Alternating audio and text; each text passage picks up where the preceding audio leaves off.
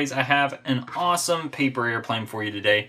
This is Sovereign. It is a boomerang plane based on a design by Jeremy Schaefer. Now, as always, you can see this plane looks great. It flies excellently, as you saw in the flight tests. So, without any further ado, let's get started folding. Now, as with most of my planes, all you're going to need is an 8.5 by 11 inch sheet of paper. And we're going to start by turning it this way, and we will begin by folding this edge to this edge.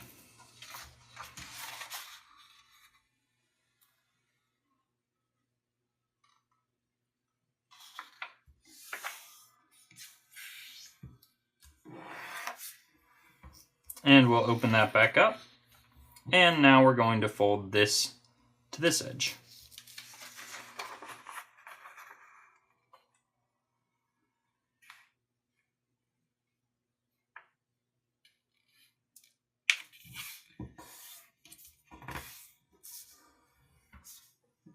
Okay, and we'll open that up.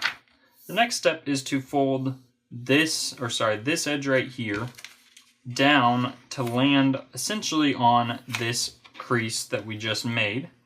But what I want to do is I want to leave just a little gap, and I mean really just a few millimeters, so a very small gap. Hopefully, let me try to put this a little closer to the camera. Hopefully you can see there, that's the kind of gap I'm talking about, really pretty small. And we're going to fold the other side to match, so first I want to fold it in half, like so on that existing crease, and then I'll flip it to this side, and I can use the folds I made on that other side to match this side up exactly to it.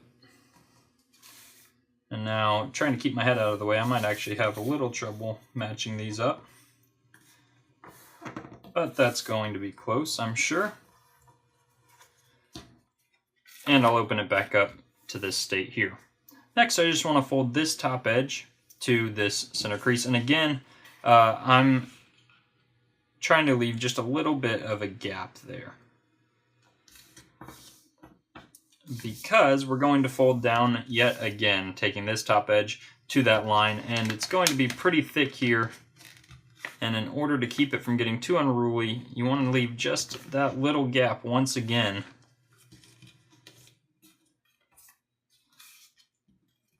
Working with these thick layers can be a little difficult, but not too bad. Just make a nice firm crease across the top.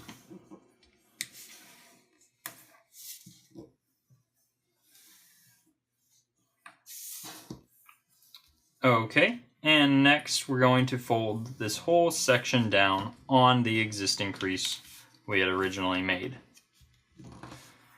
And your plane should look like this. Next, we want to make creases that are going to go straight through this corner, but we're going to flip the paper over and fold it like this, and you kind of just pull that edge until you see that corner reveal itself. And once you do that, you want to line up this edge here on this back edge, and that's going to help make sure your crease is parallel to your center crease. And then I'll rotate this and do the same thing on this side. Again, I'm just pulling this up until I reveal this corner, and I use that kind of as my reference. And then I line this edge up here with the back edge. Give it a nice firm crease.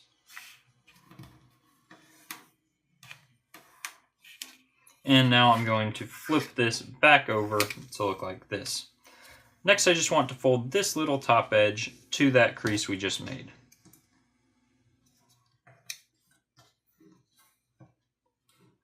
And I'll open that up, and I'm going to do a swivel fold where I pull this open, push in on that existing crease, and you can see here the section that goes under here is this little portion, and this little portion end up tucked under that layer.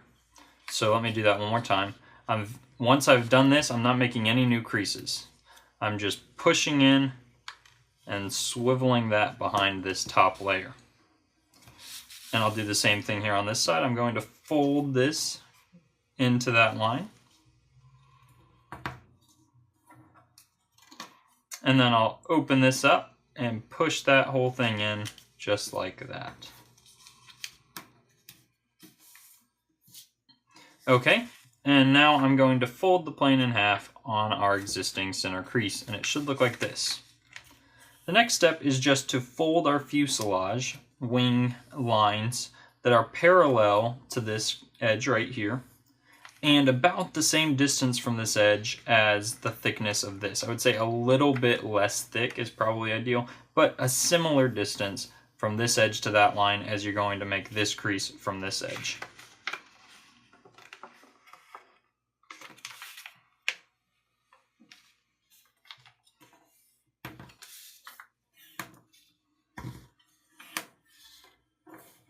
Okay, and you can see the crease I made there, and I'm going to flip it over and just fold this other side to match.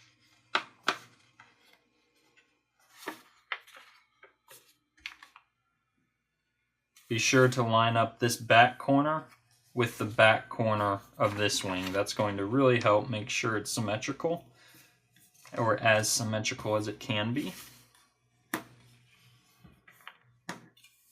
Okay, and next, you can see we have this nice crease right there. What we want to do is we want to pull this whole wing, and we're going to land this crease on this edge. And once we do that, we're only going to crease a portion of the wing. So watch carefully what I do here. So again, I'm pulling this. I'll actually even flip this to the back, this fin to the back for now, so that I can really see how to line that up. And I'm just creasing this portion, this very thick band right here. That's all I'm creasing. And then I'll return this fin back to its orientation. And now I'm going to actually open this wing up while I work with the other wing, because I don't want to reinforce this potential crease at all. So again, I'm going to push this fin behind and pull this whole layer like so, and I want to land this edge here on this edge. And once I get that lined up, I'm just creasing that front portion. And I'll open everything back up. And so right now, your plane should look essentially like this, and we'll play with the angles when we're all done. But you can kind of see you have these bends in your wing now. So now all we have left to do is we're going to fold a fin in the middle of our plane. So what we're going to do is, you can see this point here where this thick band intersects the bottom of our plane. That's where our crease is going to start.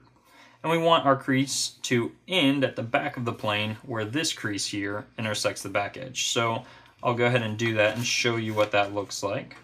I'm just pulling both of these layers here and finding that back edge. And it should look like this at this point. So you can see that crease starting up here, going to the back there, and then we're going to reverse.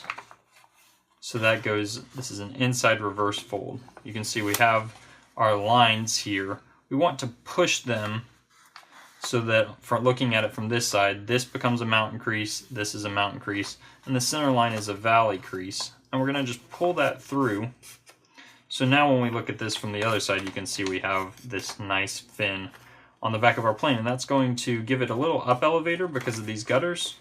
And then it's also going to provide it with some directional stability, which will be important to the consistency of the plane. So now we're going to just make sure we set all the wing angles correctly, because you can see the folding is done at this point. All you want to do is you want to make sure you can see that central section angles down, but these outer sections are level. And that's going to give a good glide while also giving it some anhedral angle, which means when you throw it in a banked attitude, you can kind of see if you're having trouble getting this to circle back to you, refer back to the beginning of this video where you can see how I'm throwing this. I'm throwing this plane in a banked attitude so that as it wants to climb, it has a natural tendency to climb, it will climb in a circle back to me. So that's the whole trick behind the boomeranging here.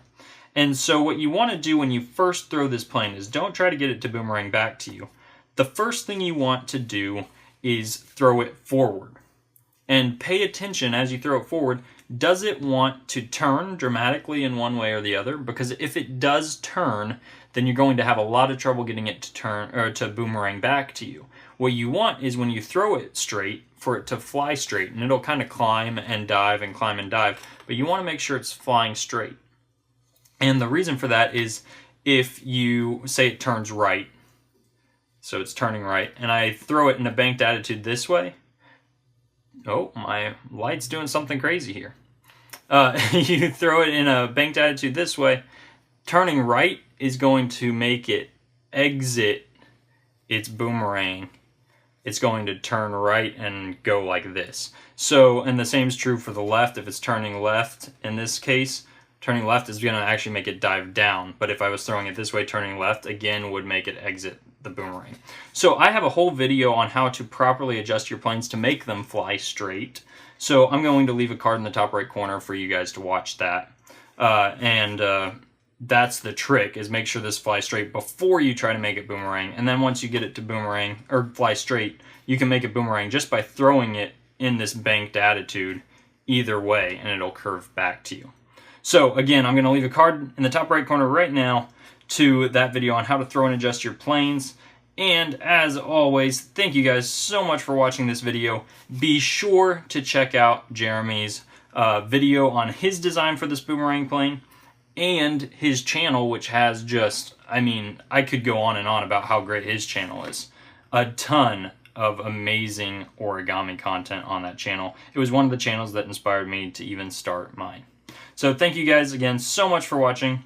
I'll see you next time.